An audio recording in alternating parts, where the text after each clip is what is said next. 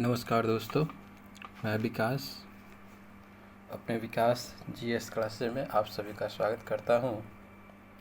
आज हम लोग यूपीएससी 67वीं प्रारंभिक परीक्षा के मॉडल सेट संख्या 2 के पार्ट बी को पढ़ेंगे। आइए वर्ग के शुभारंभ करने की घोषणा करते हैं। 53 है। निम्नलिखित में व्यापक मुद्रा, जिसे सुलभ मुद्रा भी कहा जाता है, की माप किसके द्वारा की जाती है?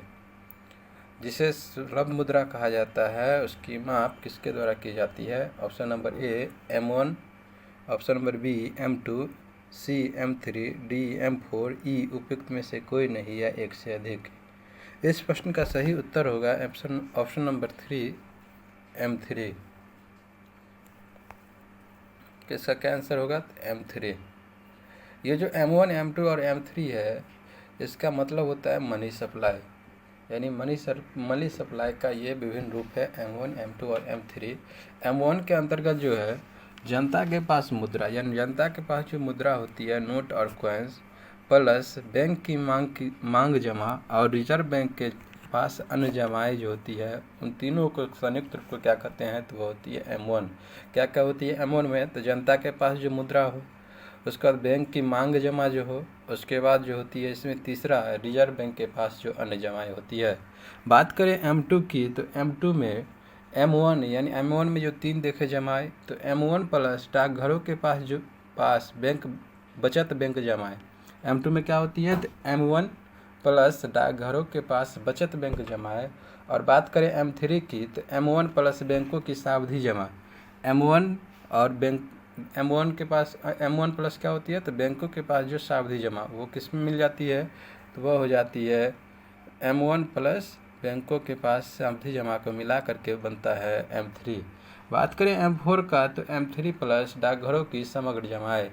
M4 क्या होती है? तो बैंक M3 प्लस डाकघरों की समग्र जमाएँ को क्या कहते हैं? तो वह होती है M4 के अंतर्गत आती है। तो ये M जो है M1, M2, M3, M4, तो ये क्या है? ये मनी सप्लाई के से संबंधित है। और यहाँ इसका सही उत्तर क्या होगा? तो M3। प्रश्न है, निम्नलिखित में व्यापक मुद्रा, जिसे सुलभ मुद्रा भी कहा जाता है, की माप किसके द्वारा की जाती है? तो वह M3 के द्वारा। यहाँ एक बात और देखें, तो M1 को जो है M1 को संकुचित भी कहा जाता है और M3 को व्यापक मुद्रा कहा जाता है। M1 को क्या कहा जाता है? तो M1 को संकुचित मुद्रा कहा जाता है और M3 को व्यापक मुद्रा कहा जाता है। और M1 से M3 की ओर तरलता क्या होती है? M1 से M3 की ओर तरलता घटती है। M1 से M3 के बीच तरलता घटती है, जबकि व्यापकता बढ़ जाती है। M1 से M3 की ओर जाएंगे तो तरलता क्या हो जाएगी? घट जाएगी। और व्यापकता क्या होगी? व्यापकता बढ़ जाएगी। प्रश्न नंबर 54, निम्नलिखित में साख मुद्रा में किसे शामिल किया जाता है? किसमें? तो साख मुद्रा में किसे शामिल किया जाता है? ऑप्शन नंबर ए प्रतिज्ञा पत्र, बी चेक, सी विनिमय पत्र, डी बैंक ड्राफ्ट, ई उपयुक्त में से कोई नहीं या एक से अधिक। इस प्रश्न का सही उत्तर होगा ऑप्शन नंबर ई उपयुक्त में से कोई नहीं या एक से अधिक। यहाँ जितने भी है प्रतिज्ञा पत्र, चेक और विनिमय पत्र और बैंक ड्राफ्ट, ये चारों के चारों क्या है? तो चारों के चारों यहाँ साख मुद्रा है। जितने ऑप्शन में दिए हैं प्रतिज्ञा पत्र, चेक, विनिमय पत्र, बैंक ड्राफ्ट, ये सभी क्या है? तो साख मुद्रा है। यह एक ऐच्छिक मुद्रा है। क्या है? यह चारों एक पहली बात इसमें क्या देखा? तो यह एक साख मुद्रा है। दूसरी बात क्या है? तो यह क्या है? एक ऐच्छिक मुद्रा है, जिसे क्या करना है? स्वीकार करना है। इसे स्वीकार करना बाध्यता नहीं है, यानी व्यक्ति इसे स्वीकार कर भी सकता है और स्वीकार नहीं भी कर सकता है। व्यक्तियों या व्यापारिक बैंकों द्वारा इसे किसके द्वारा जारी किया जाता है? प्रतिज्ञा पत्र, चेक, विनिमय पत्र या बैंक ड्राफ्ट, इसे व्यक्तियों या व्यापारिक बैंकों के द्वारा जारी किया जाता है। साख मुद्रा किसके द्वारा जारी किया जाता है? तो व्यक्ति या व्यापारिक बैंक द्वारा। तो इस प्रश्न का निम्नलिखित में साख मुद्रा में किसे शामिल किया जाता है? तो ऑप्शन नंबर ई यानी कि प्रतिज्ञा पत्र, चेक, विनिमय पत्र और बैंक ड्राफ्ट, चारों को, यहाँ जितने ऑप्शन है सभी को साख मुद्रा में शामिल किया जाता है। यह क्या है? तो यह एक ऐच्छिक मुद्रा है। प्रश्न नंबर 55, पूंजीगत व्यय के लिए राज्यों को वित्तीय सहायता की योजना के तहत केंद्र सरकार द्वारा राज्यों को मिलने वाला ऋण है। ऑप्शन नंबर ए 50 वर्ष के लिए ब्याज मुक्त ऋण, बी 25 वर्ष के लिए ब्याज मुक्त ऋण, सी 5 वर्ष के लिए न्यूनतम ब्याज पर ऋण, डी 10 वर्ष के लिए न्यूनतम ब्याज पर ऋण। इस प्रश्न का सही उत्तर होगा ऑप्शन नंबर ए 50 वर्ष के लिए ब्याज मुक्त ऋण। भारत सरकार की इस योजना के तहत जो है 15,000 करोड़ तक की अतिरिक्त राशि प्रदान की जाती है। इस योजना के कितनी राशि, तो 15,000 करोड़ रुपए तक की अतिरिक्त राशि प्रदान की जाती है, जो 50 वर्षों के लिए ब्याज मुक्त है। कितने वर्षों के लिए, तो 50 वर्षों के लिए यह ब्याज मुक्त है।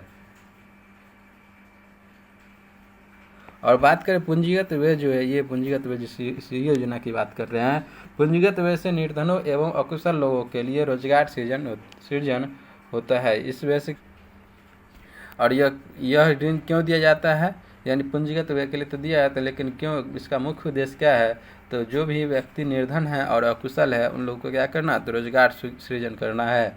और बात करें 2020-21 की, तो 2020-21 में कितना, तो 12,000 करोड़ रुपये बजट में वित्तीय वर्ष 2020-21 में के लिए यह राशि 12,000 करोड़ रुपये थे। प्रश्न नंबर 56, भारतीय रिजर्व बैंक के बारे में निम्नलिखित में से कौन सा कथन सही नहीं है। इसका गठन आरबीआई अधिनियम 1934 के तहत किया गया था, बी 1 जनवरी 1949 को आरबीआई का राष्ट्रीयकरण हुआ, सी आरबीआई की स्थापना मुंबई में हुई थी, डी इसके प्रथम गवर्नर सर ओसबर्न स्मिथ थे। यानी इसमें कौन सा कथन सही नहीं है। इसका सही उत्तर होगा ऑप्शन नंबर सी, आरबीआई के बारे में जो भी कथन दिया गया है उसमें से सी कथन सही नहीं है। यानी कि आरबीआई की स्थापना मुंबई में हुई थी, ये कथन गलत है। मुंबई में नहीं हुई थी, आरबीआई की स्थापना कहाँ हुई थी, तो कलकत्ता में। कहाँ हुई थी, तो कलकत्ता में। आरबीआई की गठन की बात करें तो इसका गठन आरबीआई अधिनियम 1934 के तहत लागू किया गया था, और इसका राष्ट्रीयकरण क्यों किया गया था, तो 1 जनवरी 1949 को राष्ट्रीयकरण किया गया था। आरबीआई की स्थापना मुंबई में नहीं कलकत्ता में हुई थी, और इसके प्रथम गवर्नर सर ओसबोर्न स्मिथ थे। प्रश्न नंबर 57, अंतर्राष्ट्रीय श्रम संगठन के अनुसार भारत में वर्ष 2020 में बेरोजगारी दर 3 दशकों में उच्चतम हो गई। यह दर number A 7.77%, B 7.11%, C 11.02%, D 10.5%। उपयुक्त में से कोई नहीं या एक से अधिक।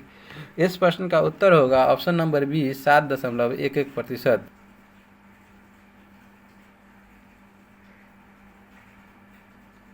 इसके अंतर्गत देखा जाए तो अनौपचारिक क्षेत्र में 80% कामगारों की रोजगार जो है छिन गई है। औपचारिक में तो ठीक है, लेकिन अनौपचारिक क्षेत्रों की बात करें तो लगभग 80% लोगों की रोजगार जो है सो खत्म हो चुकी है। ये किसके द्वारा जारी किया गया था, तो अंतर्राष्ट्रीय श्रम संगठन के द्वारा। इसमें बेरोजगारी बढ़ने का कारण क्या है, यानी कि 7.11% तक क्यों पहुंच गई, तो इसका मुख्य कारण ये बताया जा रहा है जो कि कोविड-19 की वजह से क्या हुई थी, तो लॉकडाउन लगी थी, जिस कारण औपचारिक क्षेत्र को तो ठीक, लेकिन अनौपचारिक क्षेत्र की 80%, लगभग 80% लोगों की रोजगार छिन गई। प्रश्न नंबर 58, जीवन बीमा क्षेत्र में प्रवेश करने वाला देश का पहला वाणिज्यिक बैंक कौन था। PNB, SBI, ICICI, HDFC. उपयुक्त में से कोई नहीं या एक से अधिक। इस प्रश्न का सही उत्तर होगा SBI, state bank of India. जीवन बीमा के क्षेत्र में, किसके क्षेत्र में, तो जीवन बीमा के क्षेत्र में प्रवेश करने वाला देश का पहला वाणिज्यिक बैंक कौन सा था, तो वह था एसबीआई। वर्ष 1921 में बैंक ऑफ बंगाल, इसके अंतर्गत देखें एसबीआई के अंतर्गत, तो 1921 में, कब, तो 1921 में Bank of Bengal, Bank of Bombay और बैंक ऑफ मद्रास तीनों को बना करके क्या बनाया गया था। कौन कौन से बैंक थे यहाँ याद रखना है। पहला बैंक ऑफ बंगाल, दूसरा बैंक ऑफ बॉम्बे और तीसरा बैंक ऑफ मद्रास। इस तीनों को मिलाकर के क्या बनाया गया, तो इंपीरियल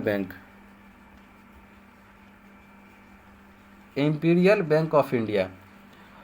और तीनों को मिला क्या बनाया, कौन कौन से बैंक मिला था इसमें वर्ष 1921 में, तो Bank of Bengal, Bank of Bombay और बैंक ऑफ मद्रास, तीनों को मिला के क्या बनाया गया, इंपीरियल बैंक ऑफ इंडिया की स्थापना की। कब, तो 1921 में। और 1955 में इसका क्या हो गया, राष्ट्रीयकरण। यानी इंपीरियल बैंक ऑफ इंडिया जो था इसका कब हुआ राष्ट्रीयकरण, तो 1955 में। जब ये इसका राष्ट्रीयकरण हुआ तो इसका नाम क्या बदल दिया गया? SBI, state bank of India. तो देश का सबसे बड़ा वाणिज्यिक बैंक कौन सा है? तो वह है SBI, state bank of India. इसके अंतर्गत हम लोगों ने क्या देखा? तो वर्ष 1921 में Bank of Bengal, Bank of Madras और बैंक ऑफ बॉम्बे को मिला करके इंपीरियल बैंक ऑफ इंडिया की स्थापना हुई। और वर्ष 1955 में इसका क्या, तो इंपीरियल बैंक ऑफ इंडिया का क्या किया गया? तो राष्ट्रीयकरण किया गया और इसका नाम बदल दिया। राष्ट्रीयकरण के बाद क्या किया गया? इसका नाम बदल के क्या कर दिया गया? तो SBI, state bank of India. 59, प्रश्न नंबर 59, गैर निष्पादित परिसंपत्तियां NPA से संबंधित निम्न में से कौन सा कथन सत्य है? ऑप्शन नंबर ए, किसी वित्तीय वर्ष में ब्याज का भुगतान 365 दिन से अधिक रोका जाए। ऑप्शन नंबर 2, किसी वित्तीय वर्ष में मूलधन का भुगतान 180 दिन से अधिक रोका जाए। इसका कूट है ऑप्शन नंबर ए 1 और 2, बी केवल 1, सी केवल 2, डी न तो 1 न ही 2, ई उपयुक्त में से कोई नहीं है 1 से अधिक। इस प्रश्न का सही उत्तर होगा ऑप्शन नंबर ए 1 और 2 दोनों। इसके अंतर्गत देखें तो बैंकों के निष्पादन योग्य परिसंपत्तियों का भुगतान, यानी बैंकों के निष्पादन योग्य जो परिसंपत्तियों होते हैं उसका भुगतान 2 वर्ष तक नहीं किया जाता है तो उसे सब स्टैंडर्ड परिसंपत्तियां की संज्ञा दी जाती है। क्या दी जाती है? सब स्टैंडर्ड परिसंपत्तियां की संज्ञा दी जाती है। कब दी जाती है? तो बैंकों के जो निष्पादन योग्य परिसंपत्तियां उसका भुगतान, निष्पादन योग्य परिसंपत्तियों का भुगतान अगर 2 वर्षों तक नहीं किया जाता है। कितना वर्ष तक? तो 2 वर्ष तक अगर नहीं किया जाए तो उसे कहा जाएगा सब स्टैंडर्ड परिसंपत्ति। और यदि जब 2 वर्ष के बाद भी भुगतान की संभावना बनी रहे, यदि 2 वर्ष के बाद अगर भुगतान की संभावना बनी रहे तो उसे संदेहात्मक क्या कहते हैं? 2 वर्ष के बाद अगर लगे जो कि 2 वर्ष के बाद इसकी भुगतान की संभावना है तो उसे कहा जाता है संदेहात्मक परिसंपत्ति के रूप में दर्ज किया जाता है। प्रश्न नंबर 7, आवासन एवं शहरी विकास मंत्रालय की अमृत योजना कितनी आबादी वाले शहर को आच्छादित करती है? ऑप्शन नंबर ए 50,000 से अधिक, बी 1 लाख से अधिक, सी 5 लाख से अधिक, डी 10 लाख से अधिक। इस प्रश्न का सही उत्तर होगा ऑप्शन नंबर बी 1 लाख से अधिक। 1 लाख से अधिक। अमृत योजना के तहत अभी तक कितना? तो 500 शहरों का चयन किया गया है। कितना किया गया है? तो 500 शहरों का चयन किया गया है। योजना को शुरू कब किया गया? तो 2015 में। अमृत योजना का शुरू कब किया गया? तो 2015 में। और कितने शहर को चुना गया है? तो लगभग 500 शहरों को चुना गया है। इसके अंतर्गत क्या करना है? इसके अंतर्गत क्या क्या विकसित करना है?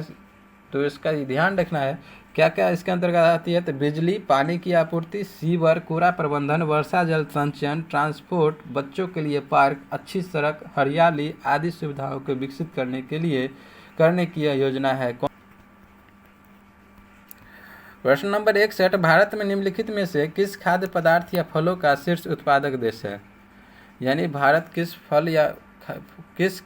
खाद्य पदार्थ या फलों का शीर्ष उत्पादक देश है? ऑप्शन नंबर ए दूध, दाल, अदरक, केला, बी अमरूद, पपीता, आम, सी चावल, गेहूं, मक्का, डी सब्जियां, ई उपयुक्त में से कोई नहीं या 1 से अधिक। इस प्रश्न का सही उत्तर होगा ऑप्शन नंबर ई उपयुक्त में से कोई नहीं या 1 से अधिक। भारत जो है दूध, दाल, अदरक, केला, पपीता, आम, अमरूद और चावल गेहूं की बात करें, चावल गेहूं और सब्जियों के उत्पादन में दूसरी स्थान। चावल गेहूं और सब्जियों की बात करें तो यह इसमें क्या है? तो यह सेकंड स्थान है। और शीर्ष उत्पादक में कौन से है? तो दूध, दाल, अदरक, केला, पपीता, आम के बारे में देखें तो इसमें क्या है? तो भारत शीर्ष उत्पादक में है। लेकिन चावल गेहूँ और सब्जियों की बात करें तो भारत सेकंड स्थान पर है उत्पादक देशों में। इस प्रकार इसका सही उत्तर क्या था? तो ऑप्शन नंबर ई, उपयुक्त में से कोई नहीं या एक से अधिक। शेयर बाजार में प्रयुक्त शब्द मार्केट कैपिटलाइजेशन एम कैप का तात्पर्य है कंपनी के सभी शेयरों के वास्तविक मूल्य से, कंपनी के सभी शेयरों के सकल बाजार मूल्य से, कंपनी के शेयरों की बिक्री से, डी कंपनी के सभी शेयरों से शेयरधारकों का प्राप्त लाभ से, ई उपयुक्त में से कोई नहीं या एक से अधिक। इस प्रश्न का सही उत्तर होगा ऑप्शन नंबर बी, कंपनी के सभी शेयरों के सकल बाजार मूल्य से।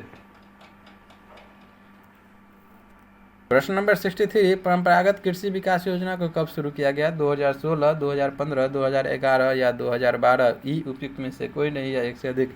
इस प्रश्न का सही उत्तर होगा ऑप्शन नंबर बी, परंपरागत कृषि विकास योजना की शुभारंभ कब शुरू किया गया? तो वर्ष 2015 में। परंपरागत कृषि विकास योजना को कब शुरू किया गया? तो वर्ष 2015 में। और इस योजना के तहत जैविक खेती को क्लस्टर पद्धति और पीजीएस प्रमाणीकरण द्वारा प्रोत्साहित किया जाता है।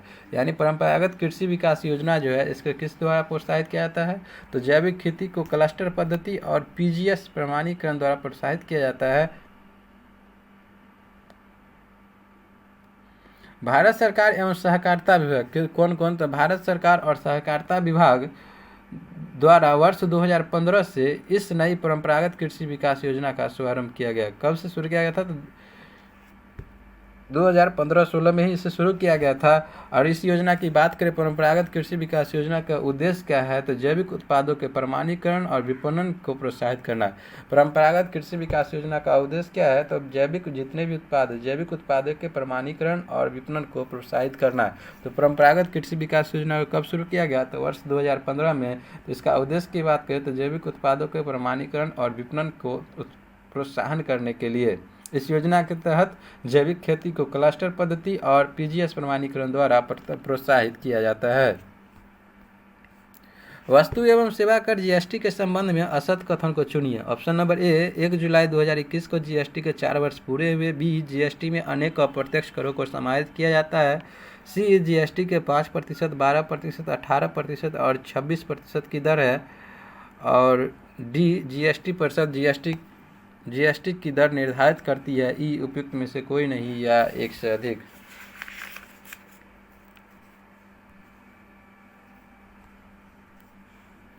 तो यह असत कथन को चुनना है वस्तु एवं सेवा कर के बारे में। इस प्रश्न का सही उत्तर होगा ऑप्शन नंबर सी, यानी ऑप्शन नंबर सी गलत है जीएसटी के संबंध में। ऑप्शन नंबर सी। जीएसटी के अंतर्गत 5% भी आती है, 12%, 18%, लेकिन 26% नहीं, 28% होता है यहाँ। कितना? तो 28%। यहाँ सही क्या क्या है? तो जीएसटी को 1 जुलाई 2021 को जीएसटी के 4 वर्ष पूरे हुए, बिल्कुल सही है। जीएसटी में अनेक अप्रत्यक्ष करों को समाहित किया जाता है। जीएसटी परिषद जीएसटी की दर निर्धारित करती है। तीनों कथन सही था, लेकिन यहाँ सी में 26% रहने का कारण गलत है। तो जीएसटी के अंतर्गत किस किस कौन से दर शामिल किया जाता है? तो 5%, 12%, 18% और 28% को दर है। प्रश्न नंबर 65, वर्ष 2021-22 में भारत का कृषि निर्यात 41.8 अरब डॉलर हो गया। इसमें 2019-20 की तुलना में कितना वृद्धि हुई? 18%, 20%, 17%, 22%? उपयुक्त में से कोई नहीं या एक से अधिक। इस प्रश्न का सही उत्तर होगा ऑप्शन नंबर ए, 18%। तो वर्ष 2021-22 में भारत का कृषि निर्यात 41.8 डॉलर हो गया। क्या? तो भारत का कृषि निर्यात 41.8 अरब डॉलर हो गया। इसमें 2019-22 की तुलना में कितना वृद्धि हुई है? 19-20 की तुलना में तो 18% की वृद्धि हुई है। अगर यहाँ बात करें भारत से निर्यात किए जाने वाले प्रमुख कृषि उत्पादों की, तो प्रमुख कृषि उत्पाद क्या क्या है जो भारत से निर्यात होती है? तो उसमें समुद्री उत्पाद, बासमती चावल, भैंस का मांस, मसाले, बासमती चावल, कच्चा कपास, खली, चीनी, अरंडी का तेल, चाय शामिल है। क्या क्या है? और विश्व कृषि निर्यात में भारत की कृषि निर्यात की हिस्सेदारी लगभग 2.5% से अधिक है। अगर पूरे विश्व कृषि निर्यात की बात करें तो उसमें भारत की कृषि निर्यात कितनी है? तो 2.5% से अधिक। प्रश्न नंबर 66, मानक मध्याह्न रेखा 82 डिग्री 31 मिनट एवं कर्क रेखा 23 डिग्री आपस में कहाँ प्रतिच्छेदित करती है? उड़ीसा, छत्तीसगढ़, झारखंड, मध्य प्रदेश? उपयुक्त में से कोई नहीं या एक से अधिक। इस प्रश्न का सही उत्तर होगा ऑप्शन नंबर बी, छत्तीसगढ़ में मानक मध्याह्न रेखा 82.5 डिग्री और कर्क रेखा दोनों एक दूसरे को क्या करती है, प्रतिच्छेदित करती है। कहाँ पर, तो छत्तीसगढ़ के, याद रखें, अगर जिसके छत्तीसगढ़ के अंदर कोरिया जिला में, छत्तीसगढ़ के कोरिया जिला में कर्क रेखा और मकर रेखा क्या होती है, एक दूसरे को प्रतिच्छेदित करती है। अगर हम लोग बात करें यहाँ मानक मध्याह्न रेखा, मानक मध्याह्न रेखा कितने राज्यों से होकर गुजरती है, तो मानक मध्याह्न रेखा जो है यानी कि मकर रेखा, ये कितने राज्यों से होकर गुजरती है, तो यह 5 राज्यों से होकर गुजरती है। वह 5 राज्य कौन कौन से हैं, उत्तर प्रदेश, मध्य प्रदेश, छत्तीसगढ़, उड़ीसा और आंध्र प्रदेश। कहाँ कहाँ से गुजरती है, तो उत्तर प्रदेश, मध्य प्रदेश, छत्तीसगढ़, उड़ीसा और आंध्र प्रदेश। कौन कौन से राज्य हैं जहाँ से मानक मध्याह्न रेखा गुजरती है 82.5 डिग्री, तो याद रखना उत्तर प्रदेश, मध्य प्रदेश, छत्तीसगढ़, उड़ीसा और आंध्र प्रदेश। और कर्क रेखा की बात करें तो कर्क रेखा जो 23.5 डिग्री है, ये कहाँ कहाँ से गुजरती है, तो कुल 8 राज्यों से ये गुजरती है। कहाँ कहाँ से गुजरती है कर्क रेखा, यह गुजरती है गुजरात, राजस्थान, मध्य प्रदेश, छत्तीसगढ़,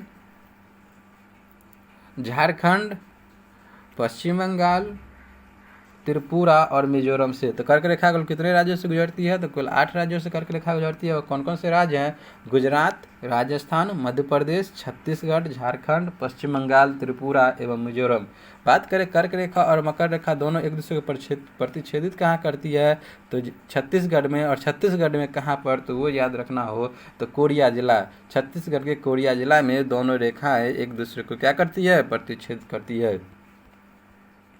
प्रश्न नंबर 67, इनमें से नवीनतम रॉक सिस्टम कौन है, विंध्य प्रणाली, धारवाड़, गोंडवाना, कुडप्पा और ई उपयुक्त में से कोई नहीं या एक से अधिक। इस प्रश्न का सही उत्तर होगा ऑप्शन नंबर सी, गोंडवाना। क्या होगा सही उत्तर, ऑप्शन नंबर सी, गोंडवाना। यानी कि नवीनतम रॉक सिस्टम कौन है, तो वह है गोंडवाना। गोंडवाना रॉक सिस्टम जो है सबसे नवीनतम है और यह कार्बन फेरस कोयला के उपरांत निर्मित हुआ। किसके उपरांत हुआ, तो कार्बन फेरस कोयला के उपरांत गोंडवाना लिंक का क्या हुआ, निर्माण हुआ। और भारत का लगभग कितना, तो 98% कोयला, कितना, तो 98% कोयला जो है गोंडवाना क्षेत्र में है। तो नवीनतम रॉक सिस्टम कौन सा है, तो वह है गोंडवाना। और भारत का लगभग कितना प्रतिशत यहाँ है कोयला, तो पूरे भारत का लगभग देखा जाए तो 98% कोयला जो है गोंडवाना क्षेत्र में ही है। और इसका निर्माण कार्बन फेरस कोयला के उपरांत निर्मित हुआ था।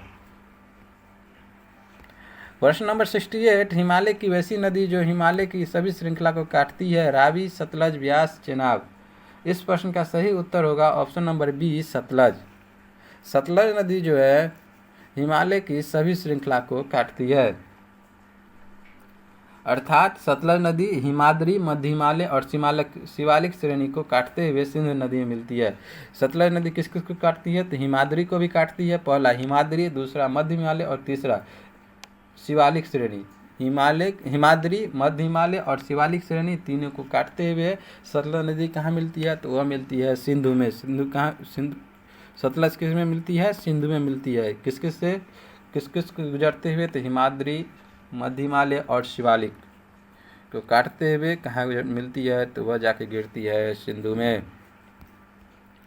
किस अभयारण्य को मध्य एवं खूबसूरत झील स्थित है, किस अभयारण्य के मध्य एक खूबसूरत झील स्थित है। उदयपुर अभयारण्य, लावालेंग, सी तोपचांची, डी कैमूर अभयारण्य, ई उपयुक्त में से कोई नहीं या एक से अधिक। इस प्रश्न का सही उत्तर होगा ऑप्शन नंबर सी, तोपचांची।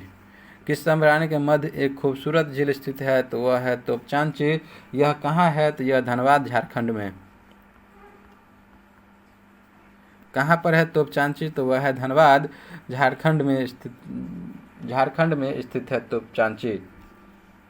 इस अभयारण्य में क्या है, तो इसके बीच में क्या है, यानी कि मध्य में एक खूबसूरत झील है। अगर बात करें लावालेंग, तो यह चतरा जिले में है।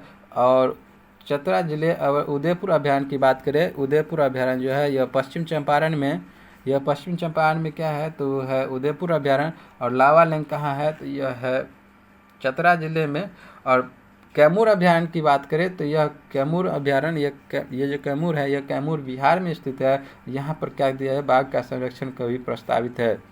प्रश्न नंबर 70, निम्नलिखित बंदरगाहों का उत्तर से दक्षिण सही क्रम है। Option number A Machilipatnam, Visakhapatnam, Chennai Tuticorin, B Tuticorin, Machilipatnam, Visakhapatnam, Chennai, C Machilipatnam, Visakhapatnam, Tuticorin, Chennai, D Visakhapatnam, Machilipatnam, Chennai और तूतीकोरिन। उपयुक्त में से कोई नहीं या एक से अधिक।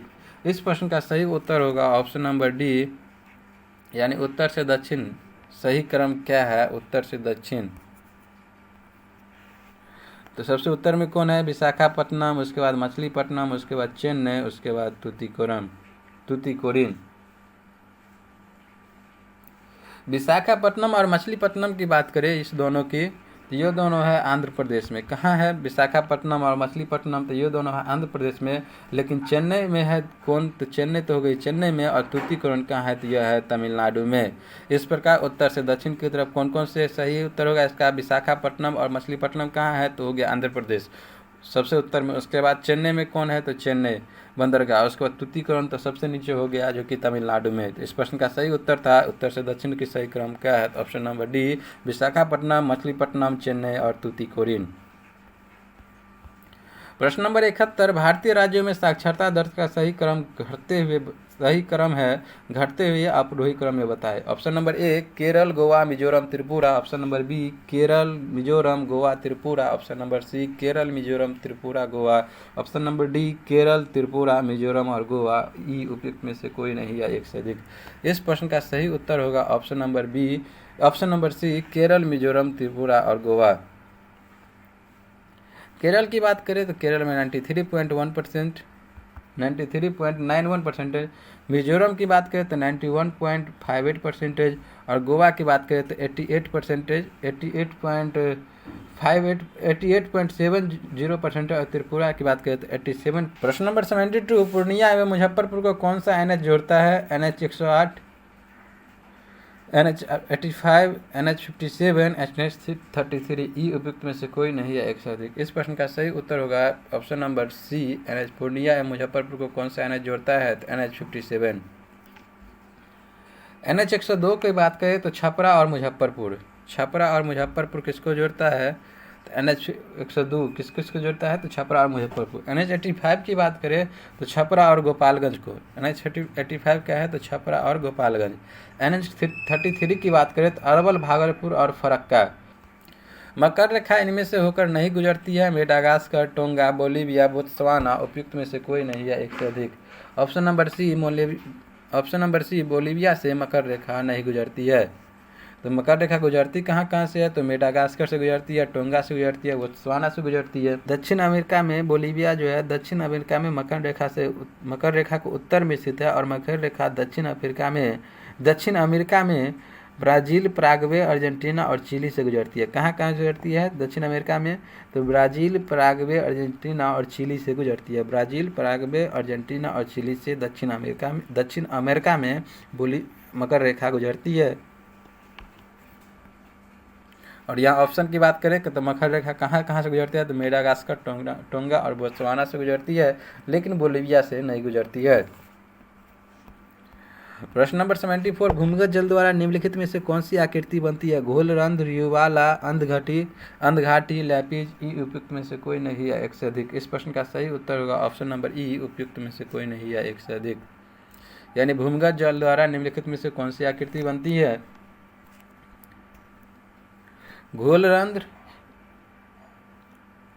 घोलरंध, युवाला, अंधघाटी और लैपिज। घोलरंध, युवाला, अंधघाटी और लैपिज जो है कास्ट क्षेत्र में पाई जाती है। कहाँ पाई जाती है? तो ये सब कास्ट क्षेत्र में पाई जाती है। घोलरंध, युवाला, अंधघाटी और लैपिज जो है यह सब कहाँ पाई जाती है? कास्ट क्षेत्र में पाई जाने वाली क्या है? तो यह स्थलाकृति है। कास्ट क्षेत्र में पाई जाती है, अर्थात ये कास्ट क्षेत्र में पाई जाने वाली क्या है? तो यह स्थलाकृति है। इसका निर्माण जो होती है यानी कि घोलरंध, युवाला, अंधघाटी और लैपिज का निर्माण भूमिगत जल एवं वर्षा जल के विलयन क्रिया के फलस्वरूप इसका निर्माण होता है। किस कारण होता है? तो भूमिगत जल और वर्षा जल का जो निर्माण होता है, तो भूमिगत जल एवं वर्षा जल के विलयन क्रिया के फलस्वरूप विलयन दोनों की जब विलय होती है वर्षा जल और भूमिगत जल, इस दोनों की विलयन क्रिया के फलस्वरूप घोलरंध्र, युवाला, अंधघाटी और लहपिज का निर्माण होता है। यह किस क्षेत्र में? तो यह है काष्ठ क्षेत्र में। काष्ठ क्षेत्र में पाई जाने वाली ये क्या है? तो यह एक स्थलाकृति है। प्रश्न नंबर 75, किन निम्न में से सबसे छोटा देश क्षेत्रफल के अनुसार कौन सा है? बांग्लादेश, पाकिस्तान, कांगो गणराज्य, कजाकिस्तान और उपयुक्त में से कोई नहीं, एक से अधिक। इस प्रश्न का सही उत्तर होगा ऑप्शन नंबर ए, सबसे छोटा देश क्षेत्रफल के अनुसार कौन सा है? तो वह है बांग्लादेश। बात करें यहाँ कजाकिस्तान की, तो कजाकिस्तान विश्व का सबसे बड़ा स्थलरुद्ध देश है। स्थलरुद्ध देश, विश्व का सबसे बड़ा स्थलरुद्ध देश कौन सा है? तो वह है कजाकिस्तान। कजाकिस्तान। और क्षेत्रफल की दृष्टि से देखें तो विश्व में सबसे बड़ा देश कौन सा है? सबसे छोटा देश तो हो गया बांग्लादेश, लेकिन सबसे बड़ा देश की बात करें तो वह है रूस, क्षेत्रफल की दृष्टि से। और एवं वेटिकन सिटी की बात करें तो वह सबसे छोटा देश है। ऑप्शन के अनुसार देखें तो सबसे छोटा देश जो है वह हो गया बांग्लादेश, लेकिन अगर बात करें सब क्षेत्रफल के अनुसार संपूर्ण पूरे देश में ऑप्शन को हटा कर अगर बात करें तो वह हो जाएगा वेटिकन सिटी, जो कि क्षेत्रफल की दृष्टि से सबसे छोटा देश है। और सबसे बड़ा देश हो गया रूस। और स्थलरुद्ध सबसे बड़ा जो कौन है? सबसे बड़ा स्थलरुद्ध देश वह है कजाकिस्तान। तो ऑप्शन के अनुसार सबसे छोटा देश कौन है? तो वह है बांग्लादेश है, लेकिन हकीकत में सबसे छोटा देश कौन है? तो वह है वेटिकन सिटी। प्रश्न नंबर 76, निम्नलिखित सागरों का पूर्व से पश्चिम सही क्रम है। बेरिंग सागर, कैरिबियन सागर, लाल सागर, पीला सागर। ऑप्शन नंबर बी, बेरिंग सागर, कैरिबियन सागर, पीला सागर, लाल सागर। सी, लाल सागर, बेरिंग सागर, पीला सागर, कैरिबियन सागर। डी, बेरिंग सागर, पीला सागर, लाल सागर, कैरिबियन सागर। ई, उपयुक्त में से कोई नहीं या एक से अधिक। तो पूर्व से पश्चिम की ओर सही क्रम कौन सा है? तो इसका सही उत्तर होगा ऑप्शन नंबर डी, बेरिंग सागर, पीला सागर, लाल सागर, कैरिबियन सागर। पीला सागर की बात करें तो यह लाल सागर के निकट है। पीला सागर की अगर बात करें तो यह जापान के निकट है। जापान के निकट कौन है? तो वह है पीला सागर। लाल सागर की बात करें तो लाल सागर कहाँ है? तो मिस्र के निकट है। लाल सागर कहाँ है? तो वह है मिस्र के निकट। कैरिबियन सागर की बात करें तो कैरिबियन सागर जो है पनामा के निकट है। और बेरिंग सागर बात करें तो पूर्वी साइबेरिया के निकट है।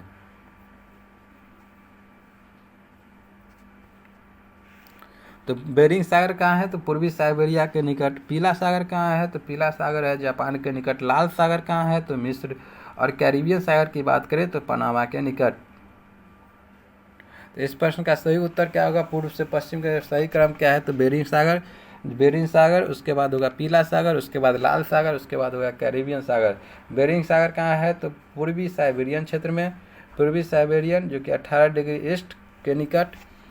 उसके बाद होगा पीला सागर जो कि जापान के निकट। उसके बाद होगा लाल सागर जो कि मिस्र में। उसके बाद कैरिबियन सागर जो होगी पनामा के निकट।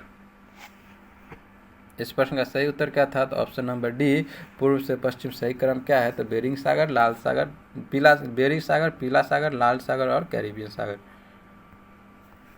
प्रश्न नंबर 77, निम्नलिखित में से किस स्थान पर इको सीमेंट फैक्ट्री की स्थापना की गई? रोहतास, मधुबनी, औरंगाबाद और भभुआ। रोहतास, मधुबनी, औरंगाबाद या भभुआ। इस प्रश्न का सही उत्तर होगा ऑप्शन नंबर डी, भभुआ।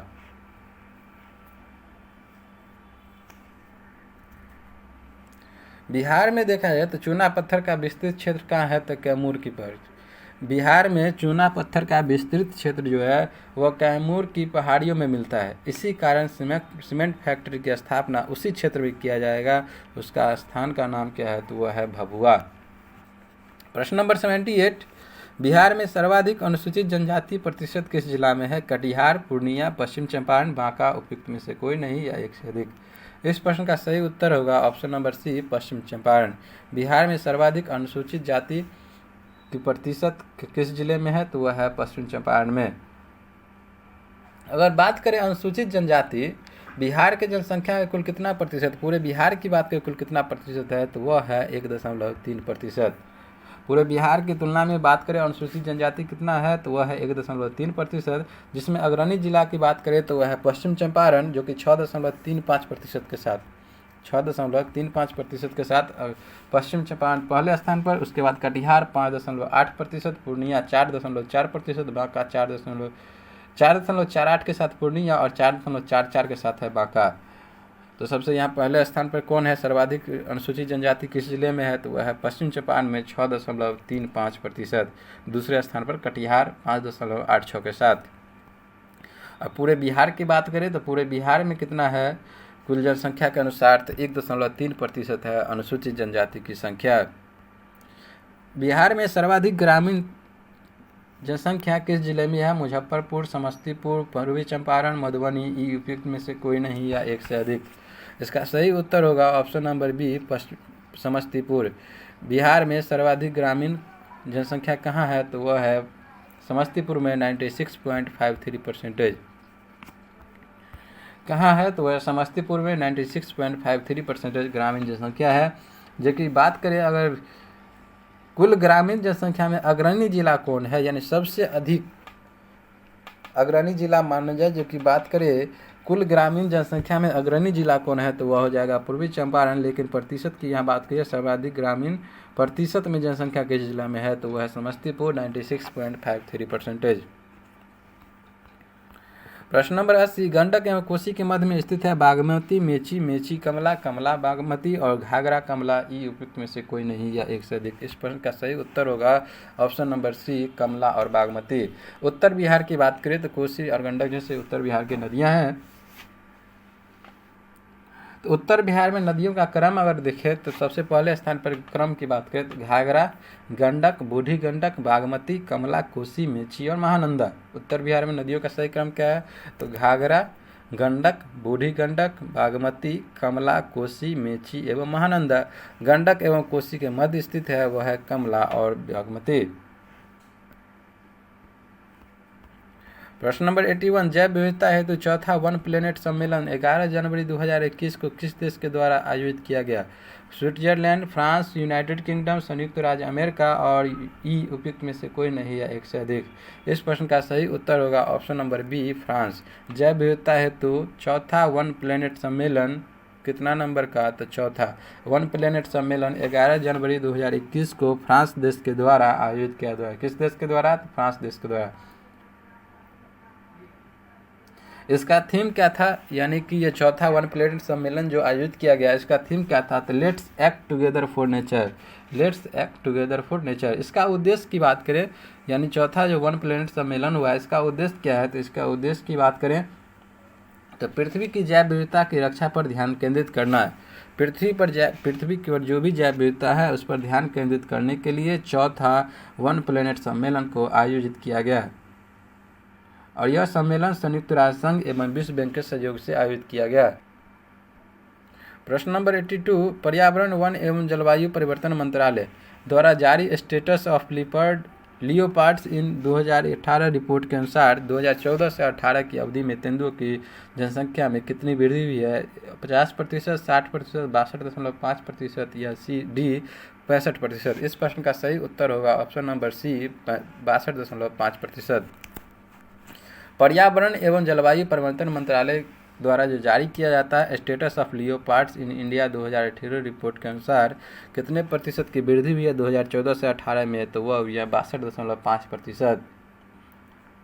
इसमें सर्वाधिक देखें तो कहाँ, अगर कुल की बात करें जो कि कुल कितना हो गया भारत में, तो 12,852 तेंदुओं की कुल कितना संख्या हो गया भारत में, तो 12,852, जबकि सबसे अधिक है मध्य प्रदेश में, उसके बाद दूसरे स्थान पर कर्नाटक और तीसरे स्थान पर बात करें तो वह होगी महाराष्ट्र। सबसे अधिक कहाँ है, तो वह है मध्य प्रदेश में। उसके बाद करें दूसरी स्थान पर कौन है, तो दूसरा स्थान पर है दूसरे स्थान पर आता है कर्नाटक और तीसरे स्थान पर आता है महाराष्ट्र। तो इस प्रश्न का सही उत्तर क्या था, 62.5%, 62.5% की वृद्धि हुई है। नेताजी सुभाष चंद्र बोस आपदा प्रबंधन पुरस्कार 2021 व्यक्तिगत श्रेणी में किसे प्रदान किया गया, सुरेश चंद्र बनर्जी, अमिताभ घोष, डॉक्टर राजेंद्र कुमार भंडारी, आशुतोष बनर्जी, उपयुक्त में से कोई नहीं या एक से अधिक। यहाँ सबसे पहले बात करें नेताजी सुभाष चंद्र बोस के, तो नेताजी सुभाष चंद्र बोस की जो जन्म तिथि है 23 जनवरी को उसके पराक्रम दिवस के रूप में भी मनाया जाता है। सुभाष चंद्र बोस के जन्मदिन को क्या मनाया जाता है, तो पराक्रम दिवस के रूप में भी। नेताजी सुभाष चंद्र बोस आपदा प्रबंधन पुरस्कार 2021 व्यक्तिगत श्रेणी में किसे प्रदान किया गया? तो इसका प्रश्न का सही उत्तर होगा option number C, doctor Rajendra Kumar Bhandari को। किसको? तो डॉक्टर राजेंद्र कुमार भंडारी को आपदा प्रबंधन पुरस्कार 2021 व्यक्तिगत श्रेणी में प्रदान किया गया है। कब प्रदान किया गया? तो 23 जनवरी 2021 को। और 23 जनवरी को ही क्या मनाया जाता है? तो पराक्रम दिवस, यानी कि जन्म दिवस के रूप में, जन्म दिवस को ही पराक्रम दिवस के रूप में मनाया जाता है सुभाष चंद्र बोस के। अगर बात करें डॉक्टर राजेंद्र कुमार भंडारी की, तो डॉक्टर राजेंद्र कुमार भंडारी जो है यह एक क्या है? तो यह भूविज्ञानी है। क्या है? तो यह एक भूविज्ञानी है डॉक्टर राजेंद्र कुमार भंडारी। अगर बात करें तो संस्थागत श्रेणी, और यह पुरस्कार किसके द्वारा दिया जाता है? तो यह पुरस्कार दिया जाता है डॉक्टर व्यक्तिगत श्रेणी में आपदा प्रबंधन पुरस्कार, तो यह दिया जाता है गृह मंत्रालय के द्वारा। अगर संस्थागत श्रेणी की बात करें तो यह पुरस्कार दिल्ली की sustainable environment and ecology development society को प्रदान किया गया। किसे संस्था के संबंध में, किसे व्यक्तिगत श्रेणी में? तो डॉक्टर राजेंद्र कुमार भंडारी को। और संस्थागत श्रेणी में किसे दिया गया? सीड्स को, यानी कि sustainable environment and ecological development society. किसके द्वारा दिया जाता है? तो गृह मंत्रालय के द्वारा। किसके जन्म दिवस? तो पराक्रम दिवस, यानी कि जो 23 जनवरी को जो मनाया जाता है नेताजी सुभाष चंद्र बोस के जन्म तिथि, उसी दिन यानी पराक्रम दिवस के शुभ अवसर पर आपदा प्रबंधन पुरस्कार 2021 प्रदान किया गया। नेताजी सुभाष चंद्र बोस आपदा प्रबंधन पुरस्कार किसके द्वारा? गृह मंत्रालय के द्वारा। किसे दिया गया? तो व्यक्तिगत श्रेणी में डॉक्टर राजेंद्र कुमार भंडारी, और संस्थागत श्रेणी में सीड्स को दिया गया। प्रश्न नंबर 84, 1 अप्रैल 2021 को 17वीं बिम्स्टेक मंत्री स्तरीय बैठक की मेजबानी किस देश ने की? भारत, श्रीलंका, बांग्लादेश, भूटान, इन उपयुक्त में से कोई नहीं या एक से अधिक। इस प्रश्न का सही उत्तर होगा ऑप्शन नंबर बी, श्रीलंका। 17वीं बिम्स्टेक स्तरीय मंत्री स्तरीय बैठक की मेजबानी किसने की? वह किया श्रीलंका। इस सम्मेलन में देखिए भारत की तरफ से कौन हुआ? तो भारत के विदेश मंत्री एस जयशंकर शामिल हुए थे। कौन शामिल हुए थे भारत की तरफ से? तो विदेश मंत्री एस जयशंकर। और इसमें कौन कौन से देश है बिम्स्टेक में? तो याद रखना है, बांग्लादेश, भारत, श्रीलंका, थाईलैंड, म्यांमार, नेपाल और भूटान। भूटान हुआ था 2004 में, और म्यांमार 1997 में इसमें शामिल हुआ था। तो बिम्स्टेक में कौन कौन से देश हैं? बांग्लादेश, भारत, श्रीलंका, थाईलैंड, म्यांमार और नेपाल और भूटान। तो 17वीं बिम्स्टेक मंत्री स्तरीय बैठक की मेजबानी किस देश ने की? तो वह किया श्रीलंका। प्रश्न नंबर 85, राष्ट्रीय कृषि और ग्रामीण विकास बैंक नाबार्ड के अध्यक्ष कौन है? गोविंदा राजूलू चिंताला, डॉक्टर हर्ष कुमार भनवाला, अजय कुमार त्रिपाठी, अधीर रंजन चौधरी। ई उपयुक्त में से कोई नहीं है एक से अधिक। इस प्रश्न का सही उत्तर होगा option number A, Govinda Rajulu Chintala. तो नाबार्ड के नए अध्यक्ष कौन बने हैं? तो वह है गोविंदा राजूलू चिंताला।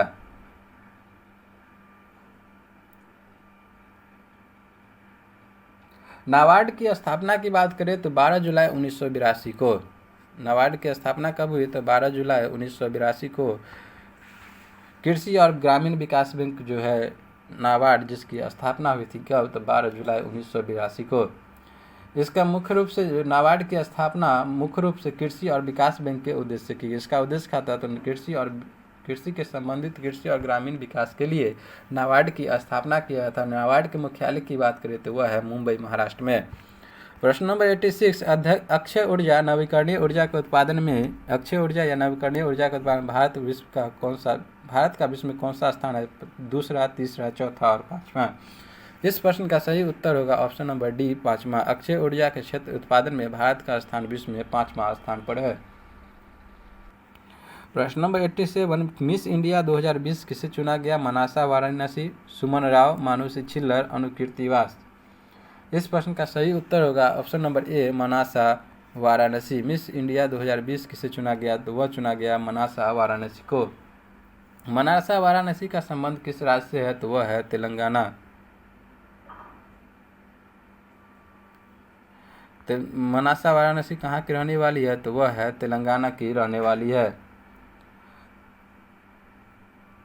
अगर 2019 की बात करें, 2019 की कौन थी विजेता? तो वह थी सुमन राव। सुमन राव कब की थी? तो 2019 की विजेता। प्रश्न नंबर 88, वित्तीय वर्ष 2021-22 के लिए बिहार के बजट में शिक्षा के लिए कितनी राशि खर्च करने का प्रावधान किया गया है? ए 15,227.74 करोड़, बी 38,035.94 करोड़, सी 95,144.93 करोड़ और डी 13,264.87 करोड़। ई उपयुक्त में से कोई नहीं है एक से अधिक। इस प्रश्न का सही उत्तर होगा ऑप्शन नंबर बी 38,035.94 करोड़। किसके लिए? तो बिहार के बजट में शिक्षा के लिए 38,035.94 करोड़। और यहीं पर बात किया जाए शिक्षा के लिए तो इतना हो गई। अगर बात करें वित्तीय वर्ष स्वास्थ्य के लिए कितना रहा, तो स्वास्थ्य के लिए रहा 13,262.87 करोड़। और पंचायती राज पर व्यय की बात करें तो वह है 95,144.93 करोड़। पथ निर्माण विभाग की बात करें तो 15,222.74 करोड़। केन बेतवा लिंक परियोजना हेतु हाल ही में किन दो राज्यों के बीच समझौता हुआ? बिहार उत्तर प्रदेश, बिहार झारखंड, उत्तर प्रदेश मध्य प्रदेश, डी मध्य प्रदेश और झारखंड। ई उपयुक्त में से कोई नहीं है एक से अधिक। इस प्रश्न का सही उत्तर होगा उत्तर प्रदेश और मध्य प्रदेश। केन बेतवा लिंक परियोजना किन दो राज्यों के बीच हुआ है? तो वह हुआ उत्तर प्रदेश मध्य प्रदेश। इसमें एक और है जो कि केंद्रीय मंत्री भी इसमें शामिल है। कौन सा मंत्रालय है? तो केंद्रीय जल शक्ति मंत्रालय।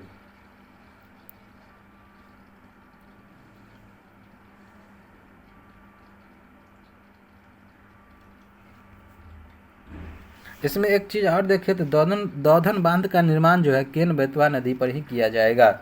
दौधन बांध की चर्चा हो तो वह कहाँ पे किया जाएगा? तो केन बेतवा नदी पर ही।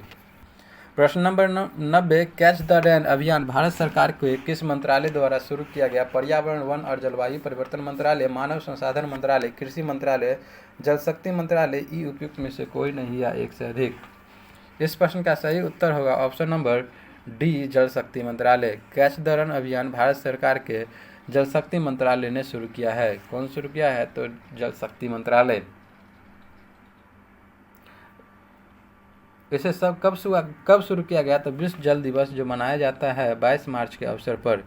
कब शुरू किया गया? तो 22 मार्च के अवसर पर विश्व जल दिवस के जो मनाते हैं 22 मार्च के अवसर पर ही इसका अभियान को कैच द रेन अभियान को शुरू किया गया। इसे चलाया कब किया जाएगा? तो जल शक्ति मंत्रालय के अंतर्गत कैच द रेन अभियान। इसकी उद्देश्य की बात करें यानी कैच द रेन अभियान का उद्देश्य क्या है? तो वर्षा के पानी को संरक्षण करने के उद्देश्य से वर्षा के पानी को संरक्षण करना है। इसी उद्देश्य से कैच द रेन अभियान को शुरू किया गया है। प्रश्न नंबर 91, ई परिवहन सेवा शुरू करने वाला देश का पहला राज्य कौन बना? केरल, नई दिल्ली, हिमाचल प्रदेश और गुजरात। इस प्रश्न का सही उत्तर होगा ऑप्शन नंबर सी हिमाचल प्रदेश। ई परिवहन शुरू करने वाला देश का पहला राज्य हिमाचल प्रदेश बन गया है। अर्थात इसमें देखें क्या होगा तो जितना भी ड्राइविंग से संबंधित और गाड़ी से संबंधित हिमाचल प्रदेश के लोगों को ड्राइविंग लाइसेंस, पंजीकरण प्रमाण पत्र, परमिट इत्यादि जो भी सुविधाएं होती है वाहन से संबंधित सभी ऑनलाइन ही मिलेगी। ऑनलाइन मिलना अब प्रारंभ हो चुका है। तो ई परिवहन सेवा शुरू करने वाले पहला राज्य कौन बना है? तो वह बना है हिमाचल प्रदेश, क्योंकि हिमाचल प्रदेश में सभी जो है परिवहन से संबंधित परमिट हो गया, पंजीकरण इत्यादि सभी सुविधाएं क्या मिलेगी? तो ऑनलाइन। प्रश्न नंबर 92, 30वां व्यास सम्मान 2020 से किसे सम्मानित किया गया? डॉक्टर शरण कुमार लिम्बाले, बी शरद पगारे, सी मोहन कृष्ण बोहरा, डी आशुतोष बनर्जी। ई उपयुक्त में से कोई नहीं है एक से अधिक। इस प्रश्न का सही उत्तर होगा ऑप्शन नंबर बी शरद पगारे को। 30वां व्यास सम्मान 2020 किसे सम्मानित किया गया? तो शरद पगारे को। यह किसके द्वारा जो 30वां जो व्यास सम्मान है कि किसके द्वारा दिया जाता है? तो बी के बिरला फाउंडेशन। किसके द्वारा? तो के बिरला फाउंडेशन। के बिरला फाउंडेशन 2020 का 30वां व्यास सम्मान हिंदी कथा और साहित्य के लेखक शरद पगारे को उनकी ऐतिहासिक उपन्यास पाटलिपुत्र साम्राज्ञी को, तो शरद पगारे को क्यों मिला, तो शरद पगारे का जो उपन्यास है पाटलिपुत्र साम्राज्ञी, इसके लिए दिया गया है। किसके द्वारा दिया जाता है, तो व्यास सम्मान, तो वह दिया जाता है के बिरला फाउंडेशन के द्वारा। तो के बिरला फाउंडेशन के द्वारा 2020 में का 30वां व्यास सम्मान किसे दिया गया, तो शरद पगारे को क्यों दिया गया, तो इनका जो ऐतिहासिक उपन्यास है पाटलिपुत्र साम्राज्ञी के लिए। प्रश्न नंबर 93, 2021 विश्व वन जीव दिवस की थीम क्या है। Option number A forest and livelihood sustaining people and planet, B climate change to save earth, C sustaining all life on earth, D life below water for people and planet, E उपयुक्त में से कोई नहीं है एक से अधिक। इस प्रश्न का सही उत्तर होगा option number A forest and livelihood sustaining people and planet. अगर बात करें विश्व वन जीव दिवस के बारे में, तो इसको मनाया कब जाता है, तो यह मनाया जाता है 3 मार्च को। विश्व वन जीव दिवस कब मनाया जाता है, तो वह मनाया जाता है 3 मार्च को। इसकी शुरुआत कब की गई, तो 2013 में। विश्व वन्य जीव दिवस मनाने की शुरुआत कब की गई, 2013 में। कौन शुरुआत किया था, तो संयुक्त राष्ट्र महासभा के द्वारा वर्ष 2013 में इसकी शुरुआत की गई। और इस वर्ष की थीम क्या थी, 2021 में जो हुआ है विश्व वन्य जीव दिवस, इसका 2021 का थीम क्या है, the forest and livelihood sustaining people and planet. इसे शुभारंभ कब किया गया, तो 2013 में। किसके द्वारा, तो संयुक्त राष्ट्र महासभा के द्वारा। विश्व वन जीव दिवस मनाया कब जाता है, तो वह मनाया जाता है 3 मार्च को। प्रश्न नंबर 94, वर्ल्ड इकोनॉमिक फोरम की ग्लोबल जेंडर गैप रिपोर्ट 2021 में 156 देशों की सूची में भारत का स्थान कितना रहा, 142, 140, 186 और 85वां। इस प्रश्न का सही उत्तर होगा ऑप्शन नंबर बी 140वां। वर्ल्ड इकोनॉमिक फोरम की ग्लोबल जेंडर रिपोर्ट में कुल 156 देशों की सूची में भारत का स्थान रहा 140वां।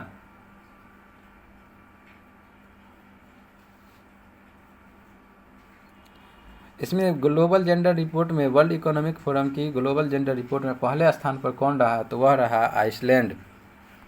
कौन था पहले स्थान पर, तो वह था आइसलैंड। जबकि दूसरे आइसलैंड क्या रहा, तो पहले स्थान पर। और भारत की बात करें तो 2021 में 140वां रहा, लेकिन 2020 की बात करें तो 2020 में थे ये 112वें स्थान पर भारत। और सबसे अंतिम पायदान पर कौन है, तो वह है अफगानिस्तान। तो सबसे पहले स्थान पर world Economic forum global gender report 2021 में जो 156 देशों की सूची में जारी किया गया, इसमें भारत का स्थान जो रहा 2021 में 140वां, लेकिन 2020 में कितना था, तो वह था 112वें स्थान पर। और सबसे पहले स्थान पर रहे आइसलैंड, लेकिन सबसे अंतिम यानी 156वें स्थान पर रहा वह था अफगानिस्तान।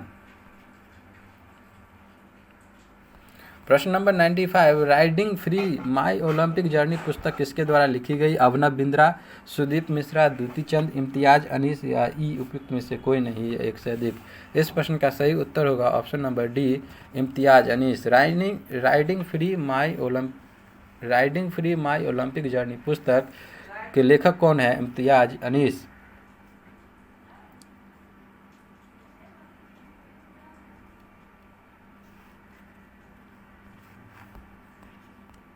प्रश्न नंबर 96, टोक्यो ओलंपिक 2020 में कुल कितने खेल शामिल थे, 23, 22, 21 और 24। इस प्रश्न का सही उत्तर होगा option number B Tokyo Paralympic में 2020 में कुल कितने खेलों को शामिल किया गया, तो वह किया गया 22 को।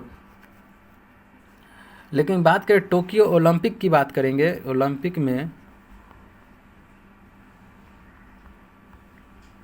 टोक्यो ओलंपिक की बात करें तो इसमें कुल 33 खेल को शामिल किया गया था। टोक्यो ओलंपिक में कितना खेल, तो 33, लेकिन टोक्यो पैरालंपिक में कितना, तो वह 22 खेलों को 2020 में शामिल किया गया था। और भारत की ओर से कुल 54 खिलाड़ी ने टोक्यो पैरालंपिक में, इसमें भारत की ओर से कितना, तो कुल 54। तो टोक्यो पैरालंपिक 2020 में कुल कितने खेलों को शामिल किया गया, 22। भारत से कितने इसमें गए थे, तो वह गए थे 24। लेकिन टोक्यो ओलंपिक की बात करें तो उसमें कुल 33 खेलों को शामिल किया गया था। प्रश्न नंबर 97, नौरा अल-मतरोसी किस देश की पहली महिला अंतरिक्ष यात्री बनी।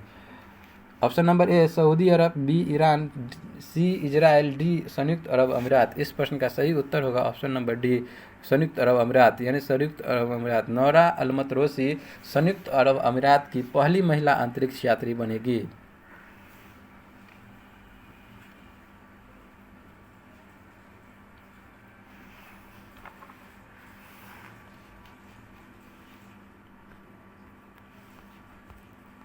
प्रश्न नंबर 98, किस फिल्म ने 93 ऑस्कर पुरस्कार 2021 का सर्वश्रेष्ठ फिल्म का पुरस्कार जीता है?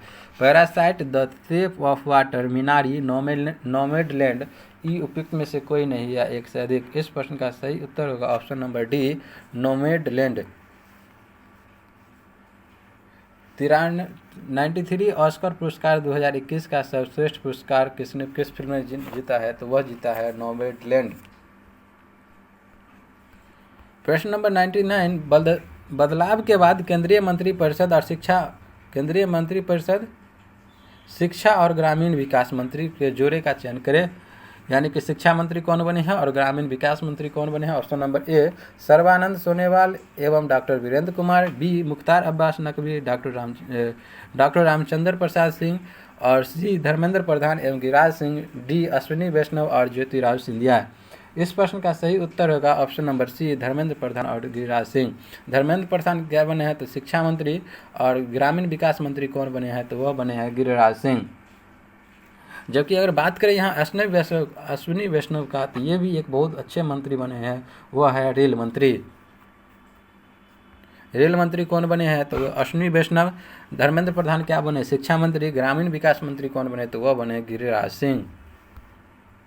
प्रश्न नंबर 100, ई भंडारण लागू करने वाला भारत का पहला राज्य कौन बना? गुजरात, राजस्थान, बिहार, उड़ीसा। ई उपयुक्त में से कोई नहीं है एक से अधिक। इस प्रश्न का सही उत्तर होगा ऑप्शन नंबर सी बिहार। ई भंडारण लागू करने वाला भारत का पहला राज्य बन गया है बिहार। अर्थात ई भंडारण प्रणाली के माध्यम से क्या होगा, जो कि बिहार में भंडारण निगम के गोदाम जो है खाली है या रेट क्या है, गोदाम खाली है या नहीं है, या इसका रेट क्या है किस अनाज का, ये सभी जानकारी आपको ई सिस्टम यानी कि इलेक्ट्रॉनिक के माध्यम से ही जानकारी मिल जाएगी, ई प्रणाली के माध्यम से ही जानकारी मिल जाएगी। तो ई भंडारण लागू करने वाला भारत का पहला राज्य कौन बना? तो वह बना है बिहार। प्रश्न नंबर 101, ग्राम उजाला योजना के तहत ग्रामीण क्षेत्रों में 10 रुपये में LED बल्ब प्रदान किया जाएगा। इसकी शुरुआत बिहार के किस जिला में शुरू किया गया? तो इस प्रश्न का सही उत्तर होगा ऑप्शन है दिया हुआ जमुई, सारण, भागलपुर, आरा या भोजपुर। इस प्रश्न का सही उत्तर होगा ऑप्शन नंबर डी आरा भोजपुर। ग्राम उजाला योजना के तहत ग्रामीण क्षेत्रों में 10 रुपये में LED प्रदान किया जाएगा। इसकी शुरुआत कहाँ से किया गया? तो आरा भोजपुर जिला से। कौन शुरू किया? केंद्रीय जो ऊर्जा राज्य मंत्री RK सिंह। RK सिंह क्या है? तो बिहार से ही सांसद है। RK सिंह के द्वारा आरा से केंद्रीय ऊर्जा राज्य मंत्री RK सिंह के द्वारा आरा से क्या किया गया है? तो यह 10 रुपये में LED बल्ब प्रदान किया जाएगा। इस योजना ग्राम उजाला योजना का जो ग्रामीण क्षेत्रों में 10 रुपये के LED बल्ब प्रदान किया जाएगी, इसकी शुरुआत बिहार के आरा भोजपुर से किया गया है।